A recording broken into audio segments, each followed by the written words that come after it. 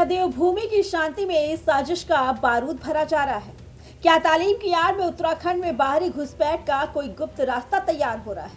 हरिद्वार की सड़कों पर जब प्रशासन की रेड पड़ी तो जो सच निकलकर सामने आया उसने पूरे देश को सन्न कर दिया।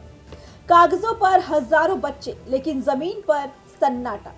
सरकारी खजाने से करोड़ों डकारे जा रहे थे, लेकिन सबसे बड़ा सवाल वो बच्चे कौन है जिन्हें दूसरे राज्यों से लाकर यहाँ कैद किया गया?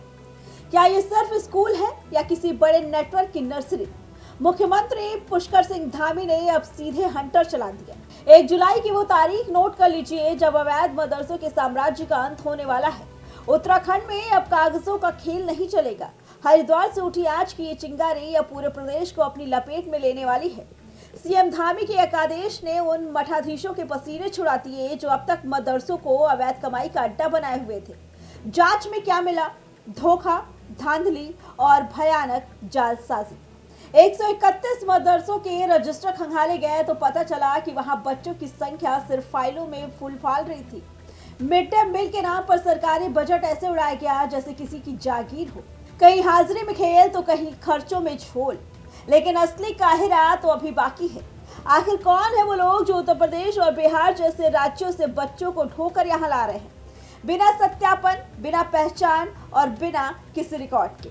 इन बच्चों को यहाँ क्यों रखा गया? क्या ये सिर्फ इत्तेफाक है या फिर देवभूमि के जनसांख्यिकी ढांचे को बदलने की कोई गहरी कॉरेस्पॉन्डेंसी? जिलाधिकारी मयूर दीक्षित ने 23 मदरसों की नस दबा दी, उनकी फंडिंग रोक दी गई। अब पुलिस और प्रशासन मिलकर उस अदृश्य हाथ की तलाश कर रहे हैं जो इस पूरे नेटवर्क को ऑपरेट कर रहा है। अब अल्टीमेटम का वक्त खत्म हो चुका। 1 जुलाई 2026 से उत्तराखंड में वही सिर उठा सकेगा जो मान्यता के तराजू पर खरा उतरेगा। बिना एफिलिएशन के चल रहे संस्थानों को अब तालाबंदी के लिए तैयार रहना होगा।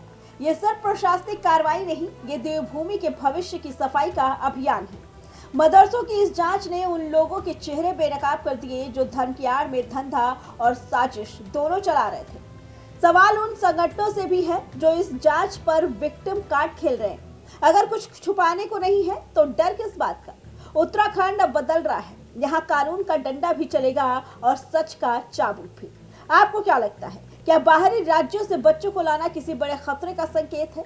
अपनी राय हमें कमेंट में जरूर दीजिए। Bureau report, prime TV.